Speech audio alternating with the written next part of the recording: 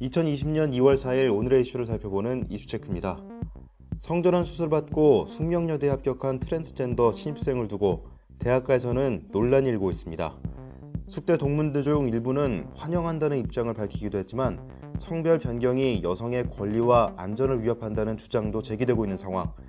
오늘 이슈체크에서는 성전환 여대생을 놓고 벌어지는 논란 내용을 알아보겠습니다. 조재비 기자와 함께합니다. 네, 안녕하세요. 조재비입니다. 네, 먼저 앞서 트랜스젠더 학생이 숙명여자대학교에 합격한 이 사실부터 설명해 주시죠. 네, 지난달 30일 숙명여대는 성전환 수술을 받은 트랜스젠더 학생이 숙명여대 2020학년도 신입학 전형에서 법과대학에 최종 합격했다고 밝혔습니다. 성전환 수술을 받은 여성이 여대에 최종 합격한 사례는 이번이 처음입니다. 네, 그런데 이 학생이 여대에 지원한 것 자체는 아무 문제가 없는 건가요? 네, 그렇습니다.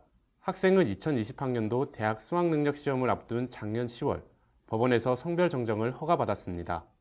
주민등록번호 뒷자리 첫 숫자가 1에서 2로 바뀌었기 때문에 여대에 지원하는 데는 절차상 아무 문제가 없었습니다. 네, 이를 두고 오늘 여대 단체들이 성전환 여대생 반대 입장을 발표했습니다. 어떤 내용이죠?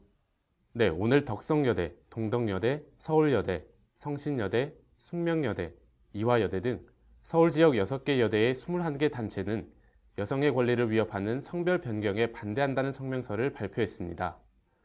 이들은 대부분 학내의 레디컬 페미니스트 소모임으로 이루어졌으며 여대는 남자가 여자로 인정받기 위한 수단이 아니라고 주장했습니다. 네, 이와 관련해 지난해 숙명여대에는 한 남성이 무단 진입하는 사건도 있었습니다. 어떻습니까? 네, 지난해 한 남성이 여자처럼 보이는 모습으로 무단 침입해 체포되는 사건이 있었습니다. 이에 반대 단체들은 여대라는 공간이 남성들의 범죄 표적이 되고 있음은 물론 스스로를 여자라 주장하는 남자들에 의해 위협받고 있다고 밝혔습니다. 네, 그렇군요. 또 반대로 숙명여대 동문들 중에는 환영한다는 입장을 보이기도 했다는데 어떤 내용이죠? 네, 동문들 중에는 성전환자로 숙명여대 최종 합격한 학생을 동문의 이름으로 환대한다라는 제목의 연서명을 온라인에 게재하며 해당 학생에 대한 차별적 시선을 거두고 응원을 보내줄 것을 촉구하고 있습니다. 그리고 숙명여대 최종 합격을 환영한다며 입학에 필요한 점수와 절차적 조건들을 갖춰 당당히 통과했다며 지지의 뜻을 밝혔습니다. 네, 숙명여대 학생 소수자 인권위에서도 입장을 내놨다고요.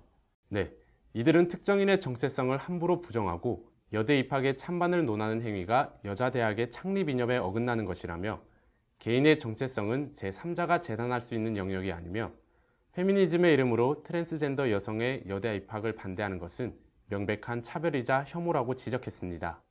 네, 이처럼 다양한 논란이 계속되고 있는 가운데 학교 측의 입장은 어떻습니까?